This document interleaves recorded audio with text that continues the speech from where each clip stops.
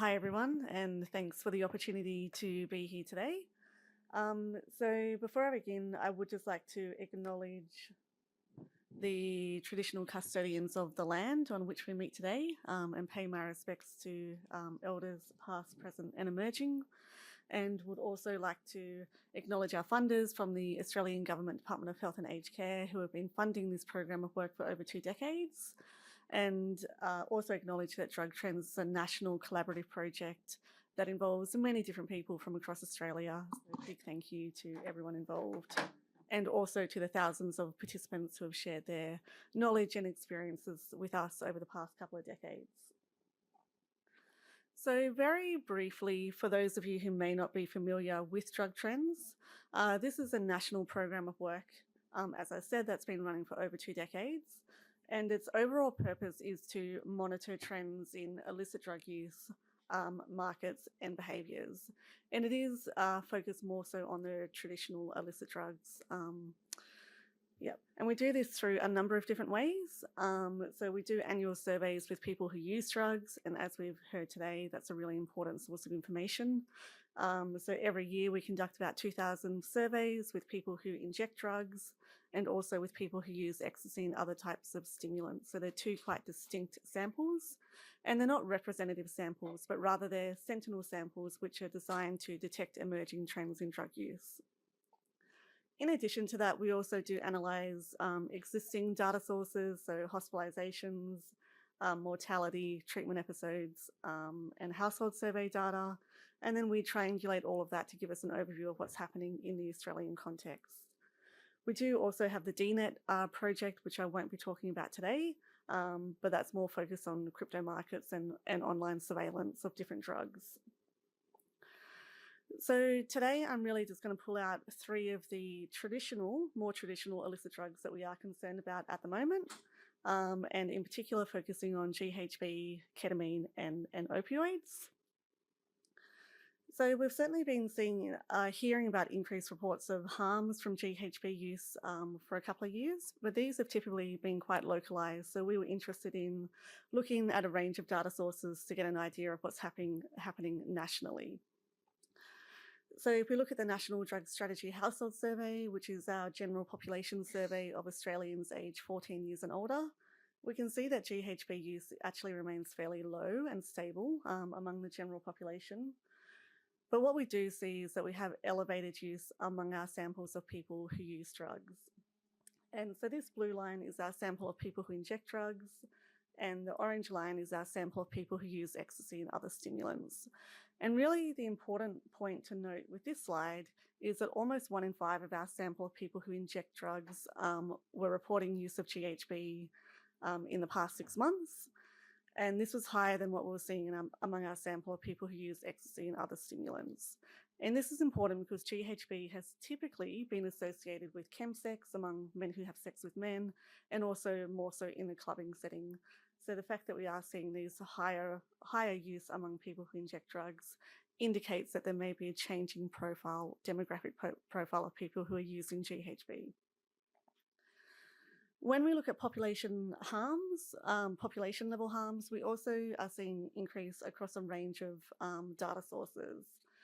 So we found, we don't have approval from the data custodians to show you this slide, but the QR code will take you to it if you like. But essentially what we've seen is a 3-fold increase in GHB-related hospitalisations over a number of years. That has stabilised in the more recent year of data collection, noting that the data for these is quite lagged. But we are seeing that kind of reduction we saw for all drug-related hospitalisations. So we do think that's an impact of COVID. So next year we might see that start to tick up again. Similarly, we've seen an increase in people presenting for treatment for their GHB use. So although I couldn't show you the hospitalisation slide, it looks very similar to this. So quite a sharp increase over time, which has stabilised in the more recent year of data collection. And similarly, an increase in GHB-related deaths, which has increased 8-fold over the past decade or so, but again has stabilised in more recent years. So really a fairly consistent picture of an increasing level of harms from GHB across Australia. In the more recent years, we have also been hearing reports of an expansion of the illicit ketamine market.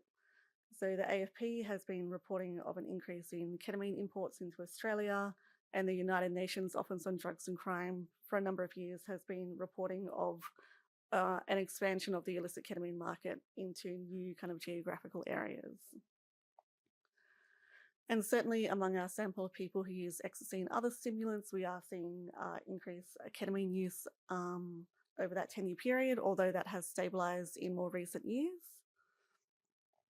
And this is fairly consistent with other data sources as well. So I'm sure many people would have seen the most recent wastewater data that came out, where they also reported that estimated consumption of ketamine was at record highs. And similarly, in the general population, we're seeing increases in ketamine use as well. So a fairly consistent picture there across a number of data sources regarding potential increases in ketamine consumption in Australia. And just to finish up with talking about opioids, so we have spoken a little about nitazines and whatnot, but I think it's also important to focus on the more traditional opioid markets as well. So we know that the Taliban, there's been a lot of questions about what impact the ban that the Taliban ban on opium production in Afghanistan was going to have. Was that going to be offset by increases in production in Myanmar or other countries, or were we going to start to see disruptions in Australia and globally? And in the Australian context, we haven't seen evidence of a disruption to heroin markets as of yet. So heroin use remains fairly common among our sample of people who inject drugs, and we haven't seen any disruptions to market characteristics in terms of what people are paying, perceived price, and perceived purity. What I do want to flag is that there's potentially a changing profile of opioid-induced deaths. So opioids continue to be the main drug involved in drug overdose deaths in Australia, but we are seeing a shift in the type of opioid involved, and I think this is really important to note. So if we look at this purple line, we can see that deaths resulting from natural and semi-synthetic opioids has been declining over time, which is likely due to the tightening of the prescribing of these substances. But if we look at this kind of orange line, we can see that heroin-induced deaths have been increasing over time. We did see quite a sharp drop in 2021, which was due to COVID, but that bounced straight back up the following year. And those numbers will only increase as they're kind of revised. And I'll skip that because I'm out of time. And I just wanted to finish by talking about drug monitoring systems more broadly. So as we've heard today, Australia does have really fantastic drug monitoring systems. So we've got really good routine monitoring. So through programs like Drug Trends, which, as we said, as we've heard before, can be quite reactive, but is really robust, and that can tell us what has happened. And that's data like mortality, hospitalizations, and whatnot. We also have really great signal detection through the Prompt Response Network, through EDNA, which we've heard about, and in future through hopefully the anecdotal reporting system. And that kind of tells us what is happening now, but it is more speculative, less certain. But what is missing in Australia is this third pillar, which is about foresight or horizon scanning. And this is, thinking about what might happen. So having a more systematic approach to scanning the environment and developing scenarios of what we think might happen, and how can we better prepare for those situations. And nitazines is a perfect example of why it's so important to have this third pillar of drug monitoring in Australia. And obviously the routine monitoring and the signal detection will feed into these foresight monitoring or horizon scanning, but it does need to be a standalone pillar that's independently funded.